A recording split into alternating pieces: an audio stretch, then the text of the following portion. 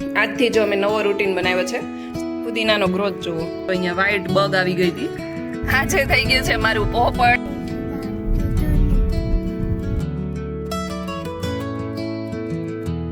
Friends, very good morning, જય Shri Krishna and જય Swaminarayan. Welcome back to my channel. મારું નામ દિવ્યાંશી છે અને તમારું મારી ચેનલમાં સ્વાગત છે. આજથી જો અમે નવો રૂટીન બનાવ્યો છે. સવારમાં ઉઠીએ એટલે પહેલાં ગરમ પાણી પીવાનું અને પછી બીજું બધું સ્ટાર્ટ કરવાનું. ચાલો તો અડદની દાળને પલાળી લઈએ. પલ્લેલી હોય તો બફાતા બહુ વાર ના લાગે. તો ચાલો હવે દૂધ ગાળી નાખીએ. કોરોના વખતથી મને એક આદત પડી ગઈ છે કે જ્યારે પણ બાટલી લાવીએ ને એટલે બાટલીને પહેલાં ધોઈ જ નાખવાની અને પછી દૂધ ગાળવાનું. દૂધ ગાળીને ભગવાનને ધરી લઈએ અને પછી આપણો ચા અને નાસ્તો રેડી કરી લઈશું. ત્યાં સુધીમાં વૃષભ અને જક્ષુ બંને ઉઠી પણ જાય.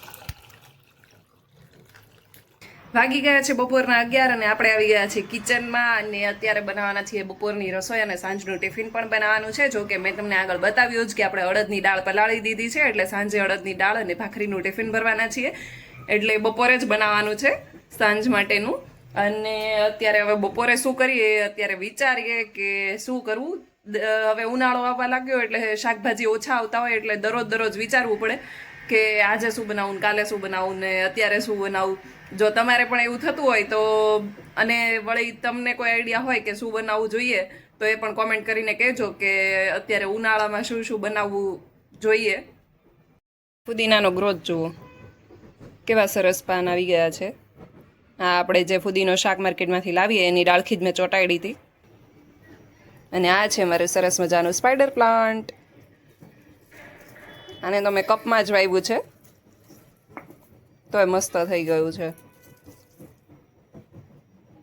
આ જે છે એની અંદર ઉનાળામાં બહુ સરસ મજાના ફૂલ આવે છે, પરંતુ અહીંયા દેખાય છે તમને, જો અહીંયા વ્હાઈટ બગ આવી ગઈ હતી.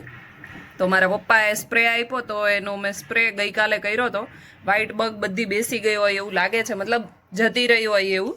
થોડું અહીંયા આ એક ડાળખીમાં જ લાગે છે કે હોય એવું. તો આજે આપણે ફરીથી એકવાર સ્પ્રે કરી દઈશું. અમુક સિઝન પ્લાન્ટને માફક ના આવતી હોય તો એની અંદર જીવાત ને એ બધું થતું હોય છે, પરંતુ આના અંદર મેં ગઈકાલે સ્પ્રે કર્યો તો એક જ દિવસની અંદર સારો એવો ફરક પડી ગયો. બાકી આના પહેલાં હું એવું કરતી હતી કે વિનેગર, બેકિંગ સોડા અને બીજું શું ભેળવતી હતી, એ 3 વસ્તુનું મિક્સ કરીને પાણીની અંદર એકદમ મિશ્રણ કરીને સ્પ્રે કરી દેતી હતી. તો એ પણ ઘરગથ્થુ ઉપાય છે, પરંતુ એની અંદર વાર લાગે છે. અને આની અંદર તો જે એક જ દિવસની અંદર ફરક પડી ગયો છે અને એ એકદમ સળી જેવું આવે છે. અને મેં તો 4-5 જેટલી સળીના કટકા હોય ને એ પાણીની અંદર એકદમ મિક્સ કરીને પછી સ્પ્રે કરી દીધો હતો અને એક દિવસની અંદર જ ફરક પડી ગયો. તો મને એ વધારે બેટર લાગ્યું. મને ફ્રીજમાંથી આ દેશી ટમેટા આવે છે જે ગોળ, એ મળી ગયા છે. તો મેં વિચાર્યું કે ચાલો સેવ ટમેટાનું શાક જ કરી નાખીએ અને જલ્દી પણ બની જાય. એટલે ટમેટા લઈ લીધા છે અને હવે અહીંયા અડદની દાળ તો આપણી પલ્લી ગઈ હોય એવું જ લાગે છે. બપોરના 12 વાગી ગયા છે અને આપણે કિચન તરફ જઈએ તો અહીંયા રોટલીનો લોટ બંધાઈ ગયો છે, ટમેટા કટ થઈ ગયા છે સેવ ટમેટાનું શાક કરવા માટે. અહીંયા સાંજ માટે ભાખરીનો લોટ બંધાઈ ગયો છે અને ટિફિનમાં કરવાના છીએ આપણે અડદની દાળ. તો એના માટે અડદની દાળ પણ બાફીને રેડી કરી દીધી છે. જુઓ, એકદમ સરસ બફાઈ ગઈ છે. હવે વઘાર કરીશું. આપણે કરવાના છીએ ટમેટાનું શાક, પરંતુ ટમેટાને જોઈને મને એ યાદ આવી ગયું કે જ્યારે આપણે નાના હતા ત્યારે આ ટમેટાની અંદર ચટણી, જીરું ને મીઠું નાખીને મસ્ત એકદમ ખાતા હતા. કોણ પોતાના નાનપણમાં આવી રીતે ટમેટાની અંદર ચટણી, જીરું, મીઠું નાખીને ખાતું હતું એ મને કોમેન્ટ કરીને જરૂરથી કહેજો. અને હું તો એવું કરતી હતી કે જ્યારે ટમેટું હોય એની અંદર 4 ચીર પાડવાની અને અંદર જ ચટણી, મીઠું ભરી દેવાનું ને 4 ચીરને એમ એકદમ થોડી હલાવી નાખવાની અને પછી એક ચીર કાપીને ખાવાની. એ રીતે પણ બહુ સરસ લાગે છે અને આ રીતે આની અંદર નાખીને ખાઈએ તો પણ મજા આવે છે. અત્યારે તો મોંમાં પાણી આવી રહ્યું છે, પરંતુ આપણે ખાવાનું નથી. આપણે પહેલા શાક વઘારી નાખીએ કારણ કે 12 વાગી ગયા છે.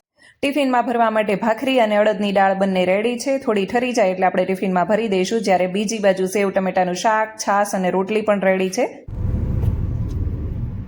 બપોરે સરસ જમીને થોડી વાર જક્ષુને સુવડાવી દીધો હતો અને જાગી ગયો છે. તો અમે નીકળ્યા છીએ બહાર.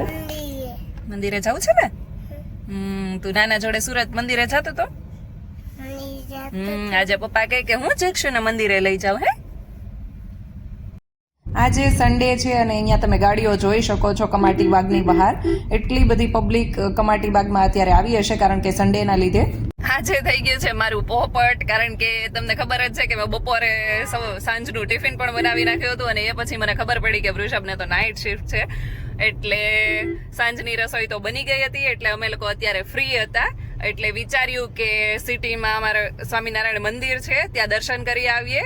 ઘણા ટાઈમથી હમણાં ગયા નતા, એટલે આજે ફાઇનલી ટાઈમ મળી ગયો અને ચાલો તો તમને પણ દર્શન કરાવીશ. પહોંચી ગયા છીએ સુસાગર લેક પાસે.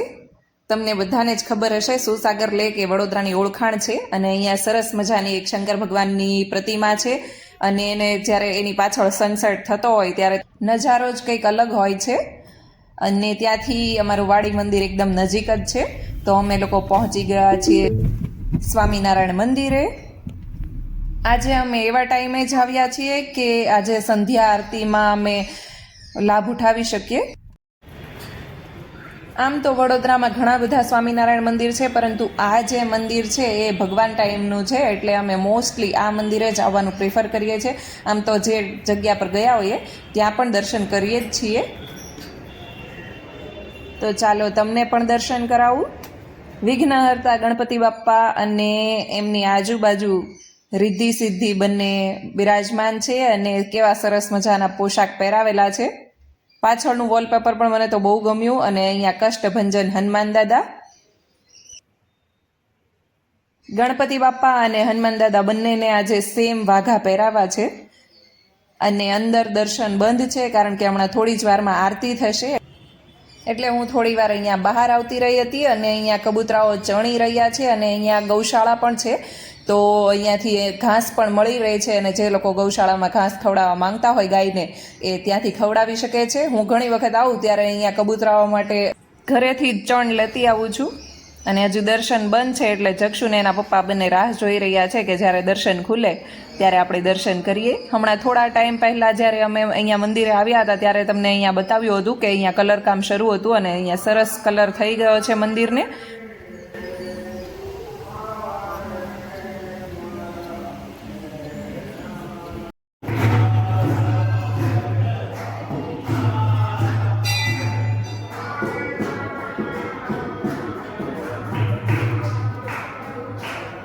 દર્શન ખુલે એ પહેલા અહીંયા સ્વામિનારાયણ ધૂન ચાલી રહી છે.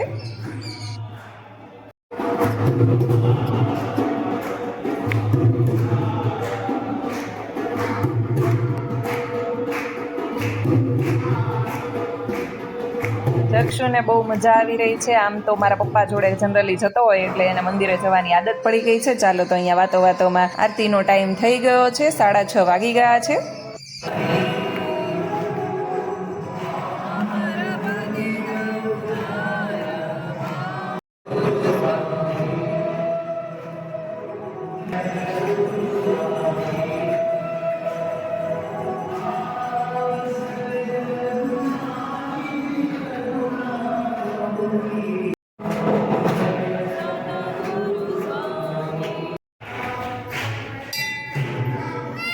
અહીંયા મંદિરની પાછળના ભાગમાં ગોપાળાનંદ સ્વામીનો સભા મંડપ છે.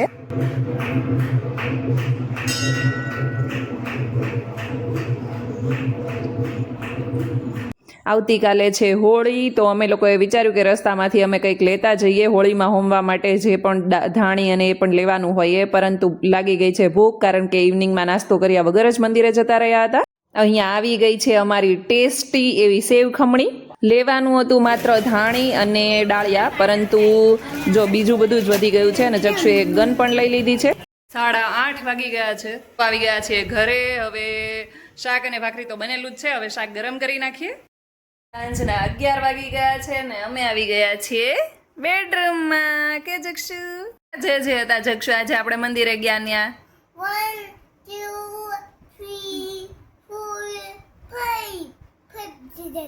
5 જે હતા. તું સુરત નાના ત્યાં જોડે જતો તો ત્યાં કેટલા જે હતા? 10 હતા. ઓ એટલા બધા થોડા હોય? તું મંદિરે શું કરતો તો? સ્વામિનારાયણ કરતો હતો. આજ માટે બસ આટલું જ. કાલે મળીએ ફરી એક નવા વ્લોગની સાથે. ત્યાં સુધી ગુડ નાઇટ, જય શ્રી કૃષ્ણ એન્ડ જય સ્વામિનારાયણ. મારી ચેનલ ઉપર નવા હોય તો મારી ચેનલને સબસ્ક્રાઇબ કરવાનું ભૂલતા નહીં.